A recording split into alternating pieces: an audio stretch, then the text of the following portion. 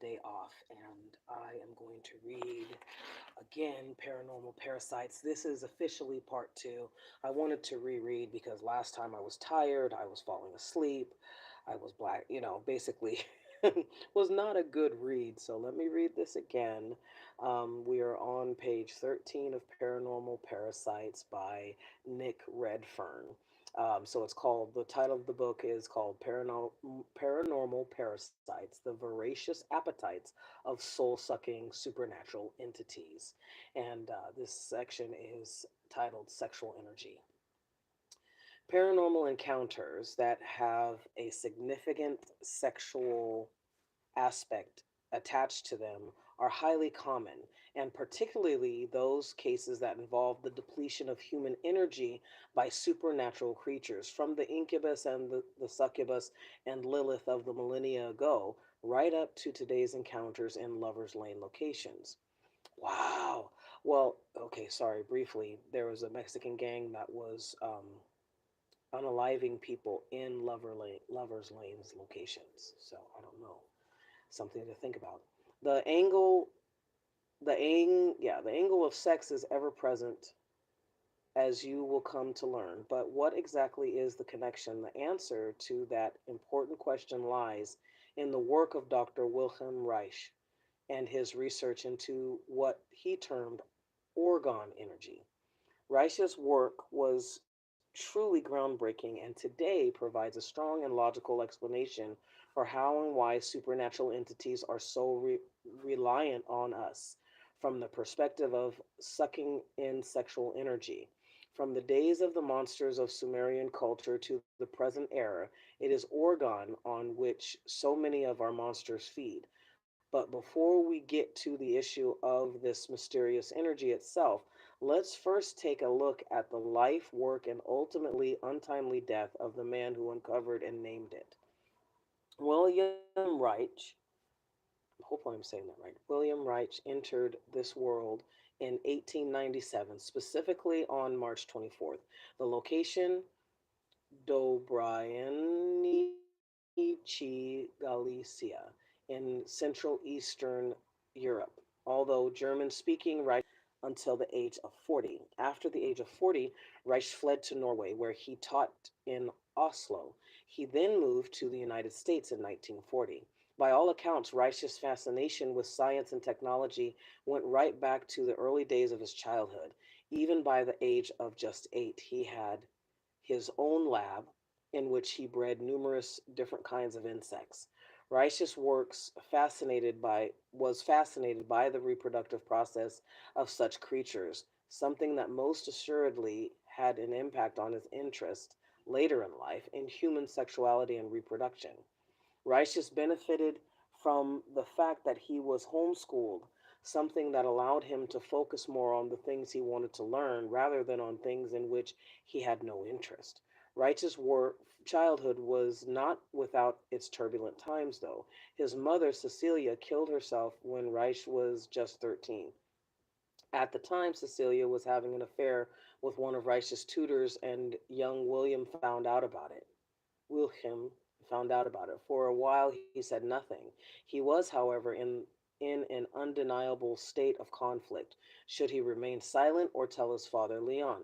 The day came when Reich chose the latter option. Cecilia, devastated that the truth of her affair had gotten out, took her own life, which Reich partly blamed himself for, and which he never really got over. There was more devastation for Reich too, from Europe to the United States. In 1914, when the First World War erupted and spread across Europe, Reich was forced to make a hasty exit from his hometown. It was either that or risk falling into the hands of hordes of Russian soldiers. There was no alternative. Reich hit the road and he didn't look back. He was no coward, though. He fought valiantly in Italy and reached the rank of lieutenant. Things didn't get any better while fighting in the war. Reich learned to his shock that his father had passed away in 1917 from the effects of tuberculosis. Realizing that his old life was now completely gone, as also were both of his parents, Reich elected to find a new life for himself. He certainly achieved that and much more. When the war finally over, with the war finally over in 1918, Reich decided that education was the road he wanted to take, and he enrolled in the University of Vienna, focusing specifically on medicine. By all accounts, Reich was an excellent student. In 1922, he graduated and secured an MD degree. From there, it was almost like the sky was the limit. After receiving his degree, Reich continued his work, this time at the Neurological and Psychiatric University Clinic. In addition, in 1919, Reich came to know none other than the acclaimed Austrian neurologist Sigmund Freud. They had a mutual interest in studying of human sexuality. In fact, Freud viewed Reich's work in the field of sex and psychoanalysis of such importance that he offered Reich the position of deputy director of his clinic, the Vienna Ambulatorium. Reich continued to work in Vienna through 1930, after which he spent time in Sweden, Germany, and Denmark. That was followed by 5 years in Norway. It was the rise of Adolf Hitler and his increasing aggression, which ultimately led to the outbreak of the Second World War in September 1939, that saw Reich head for new pastures, specifically the United States. Defining Orgon, the ultimate sexual energy. Reich was fortunate enough to be issued a visa to allow him entry into the United States in August 1939, just a couple of weeks before war with Hitler began. For the next 2 years, he was employed at the Lower Manhattan based New School, where Reich's interest in alternative medicine, sex, and psychoanalysis increased. It was his research into what one might call supernatural form of energy that really put Reich on the map. One could also say that it led to his downfall and ultimately to his death. But let's not get too far ahead of ourselves. As far back as the 1930s, Reich had researched what he ultimately came to call orgone or orgone energy. In a 2013 article titled Understanding the Life Force Energy That Changes Us All, Orgone Energy and the Orgone Accumulator. Denicola wrote, Orgone energy, a term coined by Reich himself, is best described as a life force energy that can be found everywhere, even in the surface of the earth. This energy, Reich believed, was capable of healing the sick, optimizing body function, and even adjusting weather formation. An important question is this: how did Reich reach this particular conclusion? The answer is both simple and controversial. Reich used both male and female volunteers to monitor their levels of electricity when their genitals were stimulated. Because our bodies are made up of atoms, we are able to produce electricity. By comparing those volunteers with people in non aroused states, Reich noted something amazing, that not just sex itself, but sexual arousal and fantasizing also led to profound increases in energy levels, or as Reich himself worded it, a bioelectrical discharge, which he concluded was present in all living organisms. It became famously known as orgone, which was derived directly from the word orgasm. Dr. Paul Chambers, in his 1999 book Sex and the Paranormal, stated sexual arousal, said Reich, was like a thunderstorm, with the orgasm being like a lightning strike, discharging all the build-up sexual energy from the body. There was far more to Reich's work, too, as well as digging deep into the mysteries of orgone. Reich also started focusing on yet another energy based phenomenon. He called them bions. They were Reich, Reich concluded, infinitely small sacs of energy that could morph into one celled entities. Reich said there were two kinds of bions, the red and the blues. Incredibly, Reich claimed to be able to see two groups of bions essentially fighting each other when placed under a microscope. This was yet another breakthrough for Reich, one that further bolstered his belief that energy was extremely misunderstood, and Reich saw himself as the man who was going to find the truth. Reich went on to assemble what he called an orgone energy field matter. The title of this one is Reich Accumulates Orgone. Reich went on to assemble what he called an orgone energy field matter. He claimed it could measure orgone levels in a person and that he was able to determine the huge fluctuations between someone in a relaxed state and someone else in a highly sexual state. Next on the list was the unveiling of Reich's orgone energy accumulator. It can best be described as a large wooden box which his volunteers sat in. The outside of the Oregon energy accumulator would be coated with organic materials. The interior, however, was made of metal. Reich believed that Oregon would be attracted to the external side and would then radiate within the box, thus bathing the person in Oregon and increasing their energy levels. The more he dug into his Oregon based research, the more Rice came to believe that Oregon had the potential ability to cure some of the most serious conditions on the planet, including cancer and psychological conditions such as sexual anxieties, neurosis, and much more. Reich's work attracted the attention of numerous famous people in the field of arts, including Jack Kerouac, William S. Burroughs, and J.D. Salinger.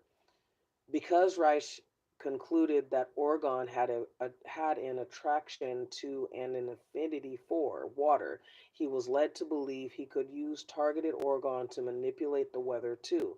In other words, complete weather control. Powerful windstorms, deluges, thunder, and lightning. Reich saw himself as the man who could command them all.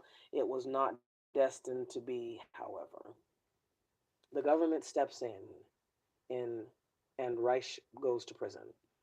Although the U.S. Food and Drug Administration, FDA, took a decidedly dim view of Reich's work and his alternative theories, he certainly had a massive group of followers. All of them felt that the sexual energy known as orgon was essentially the equivalent of a huge, powerful battery that could both energize and revitalize. Throughout the late 1940s and into the mid 1950s, Reich was someone many people listened to, and they listened very carefully. Between 1948 and the time of his death, just under a decade later, Reich wrote many successful books, including Ether, God, and Devil, Ether, God, and Devil, Cosmic Superimposition, The Invasion of Compulsory Sex Morality, and People in Trouble.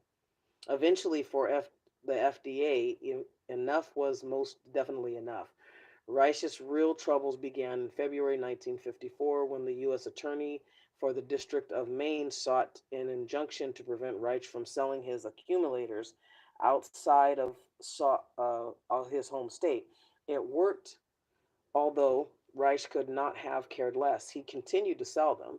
Government be damned. Then in May 1956, Reich found himself in majorly hot water when an employee of the FDA posed as someone wanting an accumulator of their very own, and they conveniently wanted it shipped out of state. Reich was delighted to oblige until, that is, the truth behind the FDA's rouge hit him squarely in the face.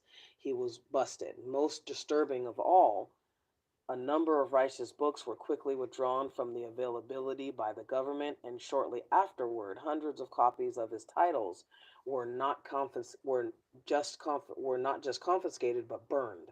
To say that it was a definitive witch hunt would not be far off the mark. 1 month later, the FDA descended on Reich's lab and ordered that his accumulators be destroyed. There was very little that Reich could do to prevent such a thing from happening. Then in August 1956, no less than 6 tons of Reich's materials, his journals, the remaining copies of his books, and his mass of equipment were ordered to be destroyed in what turned out to be a blazing inferno. Following that, there was the not insignificant matter of a 2-year prison sentence for what the United States government perceived as Reich as having sold bogus technologies. Reich didn't last long, though. He was found dead on November 3rd, 1957, in the Lewisburg Federal Penitentiary in Pennsylvania. The verdict was heart failure. He was just 60. There are indications that even today the government has its uneasy concerns about Reich and his work. In 1999, the FBI almost 800 placed almost 800 pages of previously classified files in Reich on Reich into the public domain. The documents were soon uploaded to the FBI's website. 8 years later, however, the documents were quietly removed. The file continues to remain absent from its original website, as well as from the FBI's additional site, the Vault, which was created in 2011. The FBI states that the file was removed as it was not seen as being historically valuable. Reich's followers would certainly disagree with that conclusion. Fortunately, the FBI's file on Reich can be found online at archive.org under the title Wilhelm Reich Federal Bureau of Investigation. As far as for Reich's almost legendary organ, even though U.S. authorities had no time for it, did all they could to shut Reich's work down and succeeded in doing so, it's an important part of the story of paranormal parasites in our midst. In fact, it's a vital component of the overall controversy. As we have seen, Reich concluded that organ was a form of sexual energy that acted as a battery. Organ could be Organ could be directed into a person and offer them a new life, one filled with vigor and absent of anxieties. More importantly, though, organ could be removed from the body, basically the equivalent of putting the accumulator in reverse. There is very little doubt that this is what so many people have experienced for millennia and continue to experience now. Lilith, the incubus, the succubus, the old hag, and the horned goat man are entities you will soon become acquainted with. They all have two things in common. They are attracted to human sexuality, and they have the ability to drain us of our vital energies.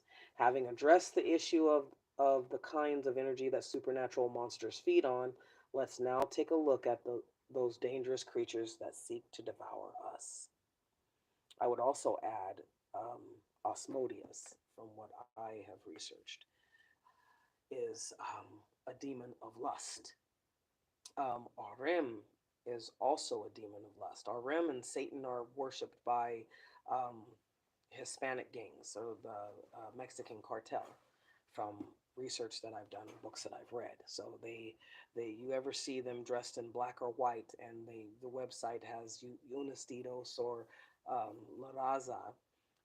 It's the red and black, and there's actually blue. Red, black, and blue are the colors. So anyway, on to the second chapter, Lover's Lane Beasts. There is perhaps no better and more relevant example of how organ energy is regularly being depleted from our bodies by paranormal entities than what I could call the lover's lane phenomena. From all across the world, there are countless tales of paranormal activity occurring in places where courting couples hang out late on dark weekend nights. And many of those tales have at their heart such beasts as Mothman and Bigfoot, which suggests they too are paranormal parasites, and not the holy flesh and blood animals that so many people assume them to be. Pardon me. UFOs also come into play in this issue too, as we shall soon see, but will begin with the aforementioned Bigfoot. Sasquatch and sex. Texas may not be the first place most people think of when the issue of Bigfoot surfaces. The vast majority of us would very likely equate the creature with the massive forests of the Pacific Northwest. But the eastern portion of Texas is heavily forested too, particularly as one gets closer and closer to the border with Louisiana. One place with a long history of Bigfoot activity is the Big Thicket, a massive area of extremely dense and mysterious woodland that spans more than 113,000 acres, which is not at all far from the city of Houston. In May 2014, the online Houstonia magazine interviewed the the now late Rob Riggs, who spent years investigating Bigfoot reports in the area, which he compiled in his 2001 book, In the Big Thicket on the Trail of the Wild Man. The article was appropriately titled, Bigfoot is Hiding in the Big Thicket. During the course of the interview with Riggs, which was done by journalist Michael Hardy for this article, interesting stories came out.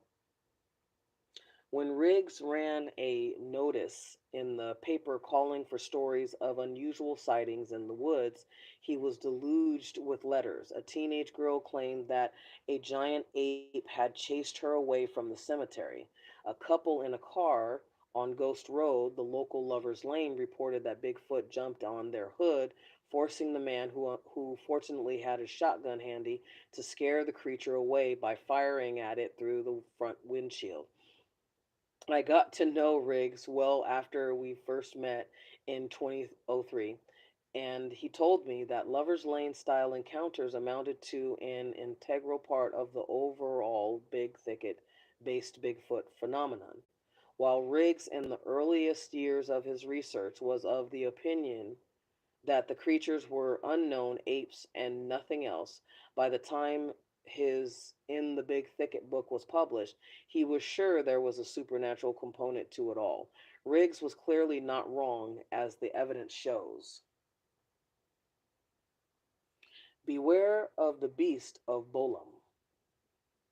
In the latter part of 2002 and in the early months of 2003, the UK was inundated with reports of Bigfoot type beasts. From the southernmost parts of England to practically the northern tip of Scotland, people claim to have had encounters with large, hair covered man beasts, many of a marauding and violent kind. One of those who was determined to get to the bottom of the mystery was Jonathan Downes. He is the director of the Wolfardisworthy England-based Centre for Fortean Zoology, one of the very few full-time groups in the world dedicated to the study of strange creatures such as Chupacabra, the Loch Ness Monster, and Abominable Snowman. Without a doubt, the most intense wave of activity occurred in the north of England in a town called Bolam, or specifically at Bolam Lake, a large body of water that is itself a definitive hotspot for young lovers in Friday and Saturday nights. It was on a freezing cold morning in January 2003 that Downs and his team of monster hunters drove up to Bolam from Downs' home in Devon, a mammoth convoy style drive to be sure. High strangeness hit the team, and in sinister fashion, just about as soon as they arrived. To his consternation, Downs found that all of his electrical devices, his computer, his cell phone, his audio equipment, and his camera, were completely and utterly drained of power. All of them had to be charged before they could be used. Thus, this both further bolstered the idea that energy eating entities in the form of Bigfoot were wildly on the loose and had already had an effect on not just John Downs and his crew, but his devices too. Of the many varied accounts given to Downs during his time in Bolam Lake, one of the most intriguing came from a man named Neil. In his 2004 autobiography, Monster Hunter, Downs says, possibly the most outstanding story Neil, in brackets, had to recount had taken place a couple of summers before our visit. He had been in the woods at the opposite side of the lake with his girlfriend.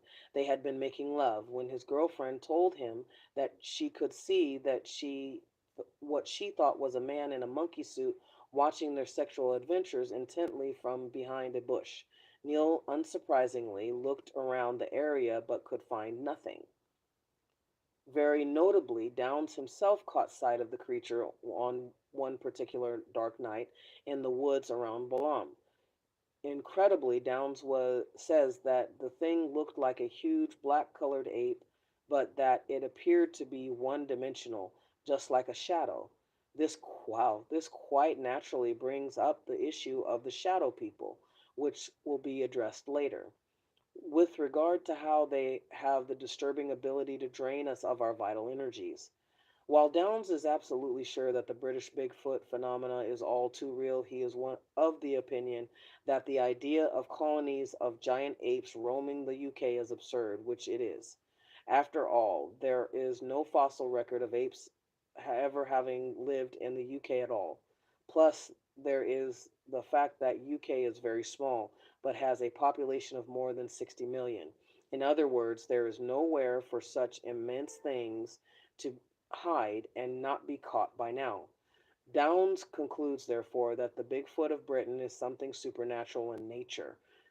We should listen to his opinion. He is a man who knows what he speaks. I'll read this one too. Goatman and the Farmer, City Monster. A heading like this one sounds as if it should be the title of one of those awful movies that the Sci Fi Channel insists on forcing upon us, such as Chupacabra versus the Alamo and Dino Croc versus Super Gator. The following accounts, however, are all too real. It was back in the summer of 1969 that sightings of a strange creature began to surface from the city of Lake Worth, Texas, which takes its name from a large local lake. Although many of the reports suggest that the creature may have been a nomadic Bigfoot, it soon became known to one and all as the Goat Man, based on the fact that some eyewitnesses claimed it had goat like horns protruding from its hair covered head. Hardly the kind of thing that you see every day. Most of the stories had one thing in common. For the most part, they came from couples parked in cars late at night, deep in the woods of the lake. Was John Lake doing what couples have done ever since the car was invented? One such couple was John Reichart and his wife, along with a couple of friends who were also there to have some fun. They found themselves confronted by the weirdest beast, and at the stroke of midnight, no less. It leaped onto the car's hood and left deep scratch marks along the side of the vehicle. The beast then quickly bounded off into the darkness. The fun was definitely over, and all four, filled with panic, quickly headed to the local police station. The story was taken very seriously by the local cops, who had no doubt that the four were in a state of deep fear. It was long before the story reached it wasn't long before the story reached the local media. The first story on the creature was titled Fishy Goat Man Terrifies Couples Parked at Lake Worth. It appeared in the pages of the Fort Worth based Star Telegraph on July 10th, 1969. The article was written by none other than the late conspiracy theorist Jim Marrs, who passed away in 2017. It's intriguing to note that one of the witnesses to the Goat Man, a man named Jack Harris, a resident of Fort Worth, attempted to take a picture of the creature only to find that his camera suddenly died on him. This is nearly identical to the situation John Downs found himself in at Balam Lake in January 2003, decades later, and on the other side of the world. The mystery of the Goat Man soon came to an inexplicably sudden end. However, it's worth noting that reports still continue to surface every now and then, suggesting that the monster is far from being done with the people of Lake Worth. One final thing on the Lake Worth Goat Man. For many of the witnesses, The closest thing they could liken the creature to was a satyr of ancient Greek mythology. Satyrs had powerful sex drives. This connection was made by Dr. Carl Schucker, a cryptozoologist studying the encounters. In light of this notable revelation from Dr. Schucker, perhaps the ancient people of Greece knew of the need that goat type man creatures had for sex or sexual energy. Perhaps its voracious sexual appetite is what keeps the goat man alive. The myths of the ancient Greeks, many may not just have been myths after all. They may well have been based on personal knowledge of energy based entities that plagued the people of Greece and fed on their sexual organ thousands of years ago. Perhaps the satyr of ancient Greece and the goat man of Lake Worth, Texas were one and the very same. Now it's time to take a look at the saga of the Farm City Monster. We have legendary cryptozoologist Lauren Coleman to thank for digging deep into this situation, which lasted from May to August of 1970 in and around Marion County, Illinois. The Bigfoot like animal was seen on more than few occasions, including once by a police officer, uh, Robert Hayslip from Farmer City himself. It was in the early hours of the morning that that officer Hayslip saw the monster, and which had piercing red eyes. Notably, the location was the area's very own local lovers lane hangout. Interestingly, Coleman found evidence of a very similar affair that went down in September 1965. The location was yet again one where young lovers regularly headed on weekend nights. Montezuma Hills near Stevens Creek and just outside of Decatur. In this case, said Coleman in his 2003 book Bigfoot, the foul smelling and massive black man like shape approached a car in which two couples were having a good time, until that is, they were rudely interrupted. They didn't hang out, in other words, they got the hell out of Dodge. Although the two boys did return later and claimed to have briefly seen the beast again. So, and the next part is, let me see how long this is. Let me read a little bit more. This is getting pretty deep. So the next section is Beware the Mothman. Between late 1966, the December of 1967, the people of Point Pleasant, West Virginia, found themselves in the icy grip of a fear-inducing monster. It became infamously known as the Mothman. Its name was most apt. The creature was described as being humanoid in form, but with a large pair of dark wings and eyes that blazed menacingly. Numerous encounters with the beast were reported, all of them creating overwhelming terror in those who crossed its path. People saw the man beast soaring in the sky late at night, lit up by a powerful moon. It chased terrified drivers on the dark roads around town, and matters all culminated in the collapse of Point Pleasant's Silver Bridge in December 1967. Dozens of those on the bridge at the time lost their lives, their vehicles plummeting into the churning waters below. Today, there are two prevailing theories within the cryptozoological community, that the Mothman caused the disaster, or that in its own strange way, it tried to warn people when the tragedy was looming. The jury is still very much out on that one. It's most interesting to note that the bulk of the initial sightings of the monster occurred at, yes, you guessed it, Point Pleasant's very own Lover's Lane. It was a place that was locally known as the TNT area. There was a very good reason for that, and it had nothing to do with explosive fun on the back seats of cars. Today, the area is called the McClintic Wildlife Management Area. During the Second World War, there was a processing plant for the production of TNT about 5 miles outside of town, hence the nickname. As for the storage area of TNT, it was a nearby place in the woods where a number of secure igloo-like buildings were constructed to house the highly dangerous and volatile materials. It was a bustling area, an important military facility that helped the Allies overcome the German soldiers and followers of Adolf Hitler.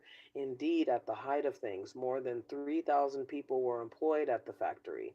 But that was the 1940s. By the 1960s, the area was very different. Friday and Saturday nights were then the woods were filled with cars, guys and girls playing music, driving, drinking beer, and having a blast. That's until the Mothman put an end to all of that. In November 1966, one of the most spectacular encounters with the monster was reported by Roger and Linda Scarberry and Steve and Mary Millette.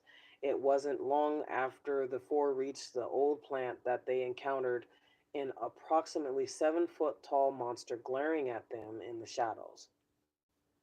They wasted no time exiting the area. The accelerator was floored, and it wasn't long at all before they breathlessly shared their story with Deputy Halstead of the local sheriff's office. The media had a field day with a story which arguably set the scene for the mayhem that was to follow and which culminated with the collapse of the Silver Bridge. Today, the area is even spookier. The old TNT plant is no more. It has been razed to the ground and the area is fenced off. As for the decades old igloos, they stand empty and abandoned, covered with overgrown bushes, vines, and moss. Graffiti adorns most of the igloos, some of the imagery of Mothman himself. The setting, particularly at night, is apocalyptic to say the least. Indeed, the ruined, run-down area looks like the kind of locale one might expect to see in the likes of The Walking Dead, and decades later it still oozes a sense of hard to describe menace.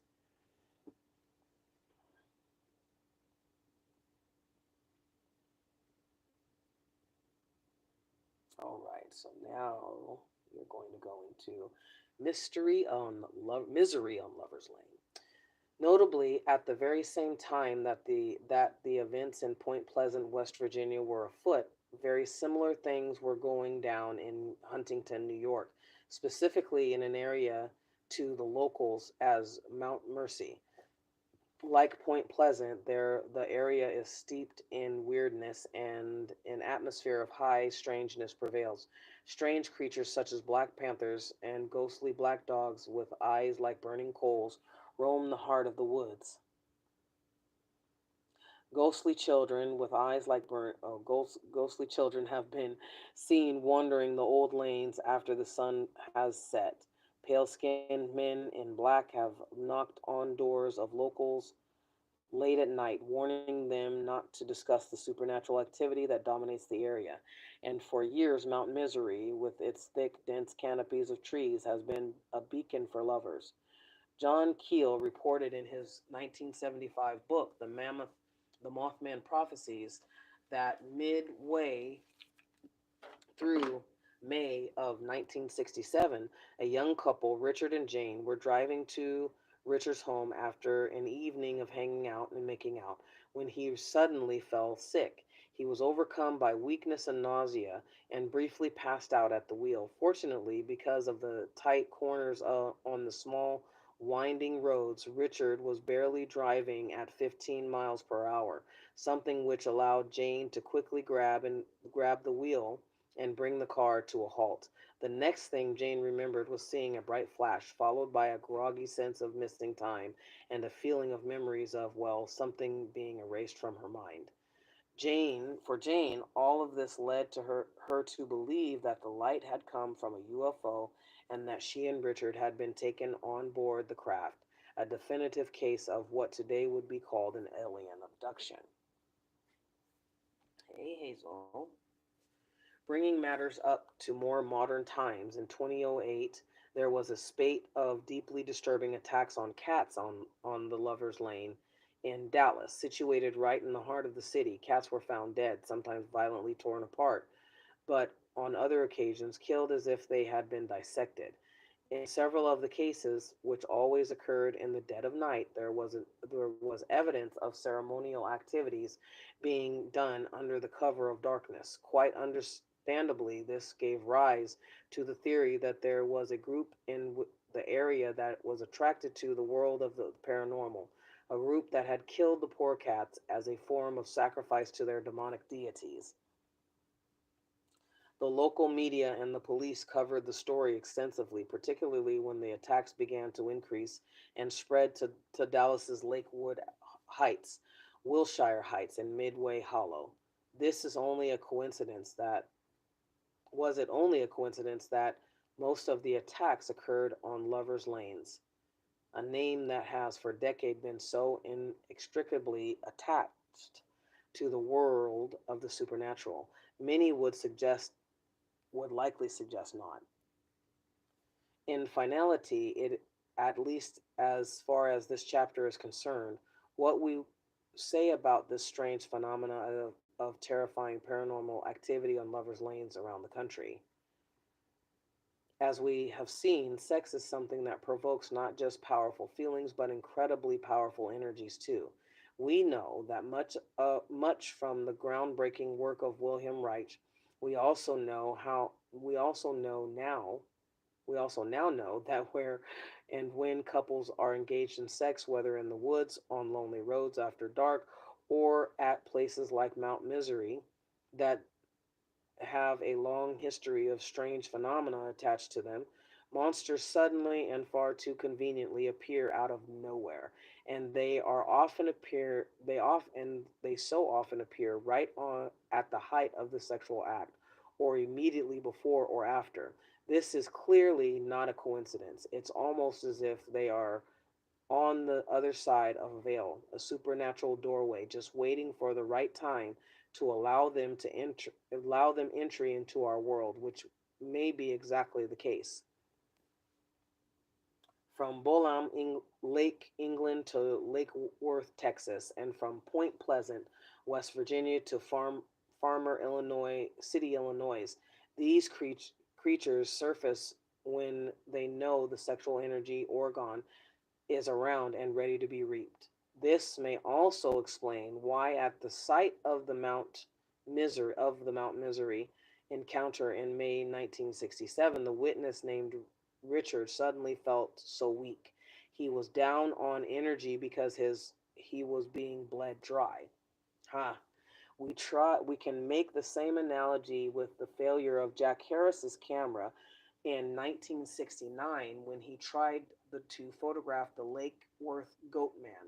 And very much the same can be said about John Downes' electrical equipment, camera, a computer, and more, all drained of power.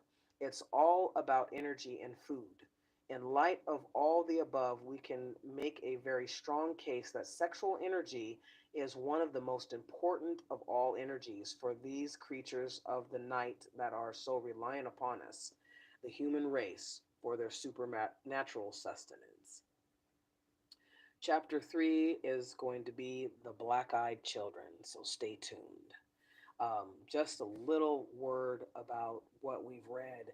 So, because I'm going to do a video, hopefully, I'll have a new laptop by then, but I am going to do a video for you Phoenixes about my experiences with witchcraft. So, where I'm at, I've told you guys about the succubus, I've told you guys about the incubus, I've told you guys about these guys who have been astral projecting and having a heyday. I've had people superimpose their consciousness onto my body, which is filled with, and try and get me infected with PCOS. I'm still dealing with that. I don't have anything, there's nothing wrong with me.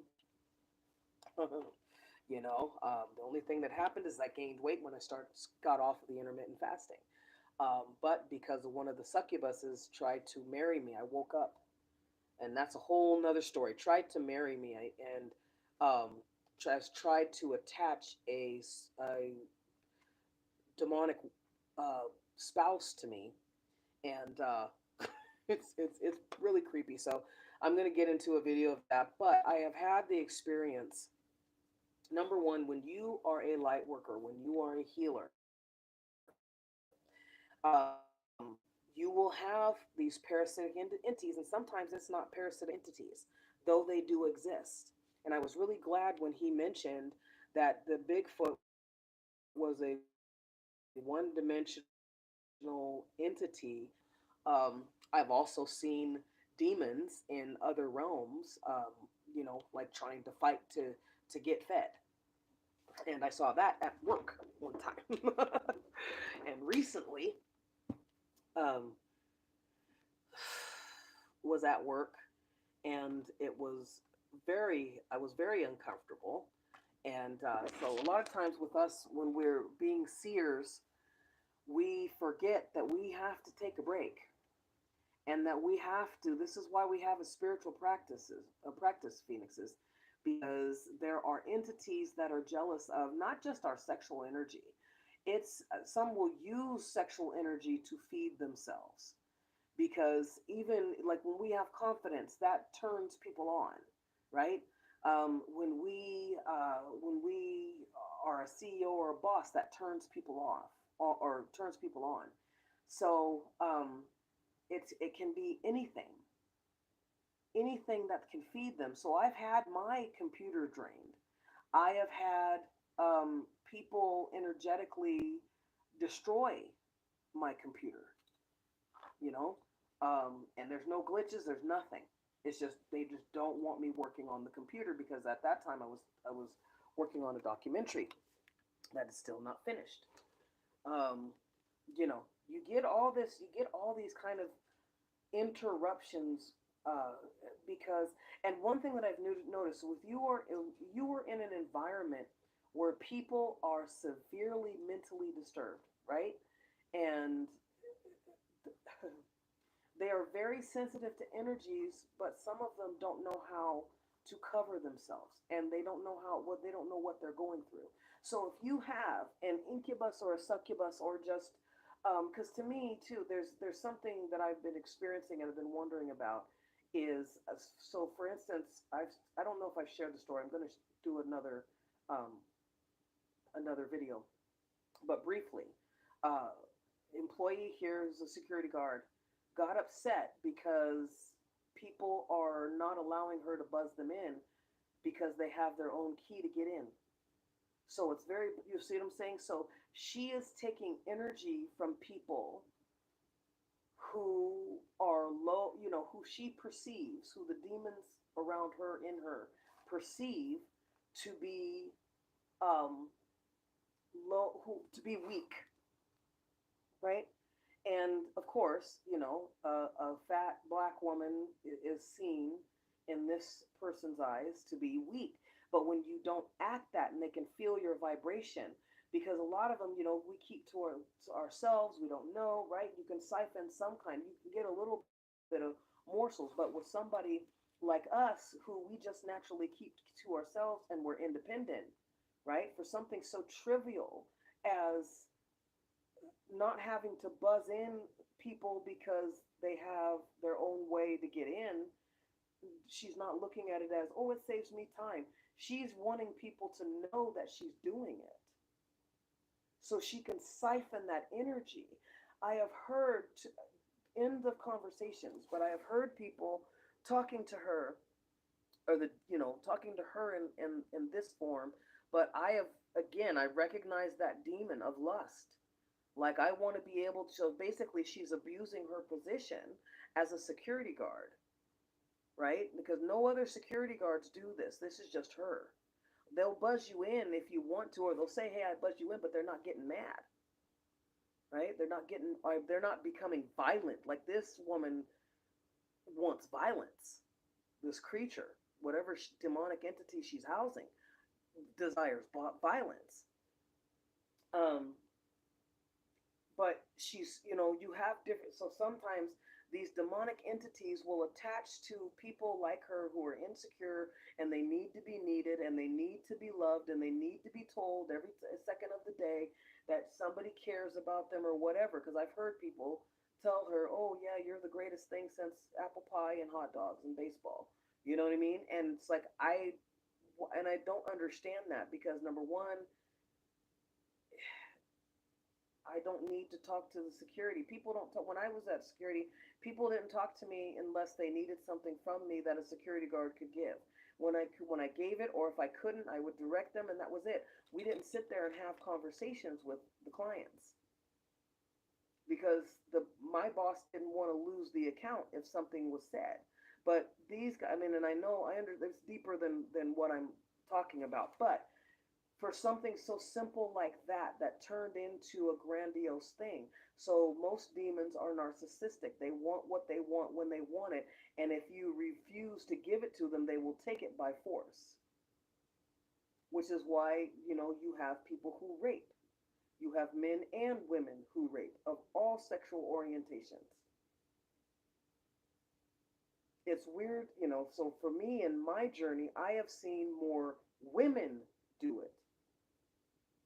And checking into their background, there's always some type of severe trauma that has not been that demon has attached, and throughout the years, that it basically has matured off of this person, giving the person that it's housed in downloads on how to be manipulative, how to get to this person, because why? That demon is an entity that just exists in the astral realm, right? So you heard stories about these people talking about, look, this is an entity, this is something.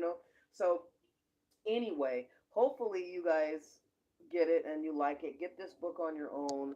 I'm done for tonight, and I love you guys. Thank you so much for listening. Look, put your comments and opinions down in the below the video.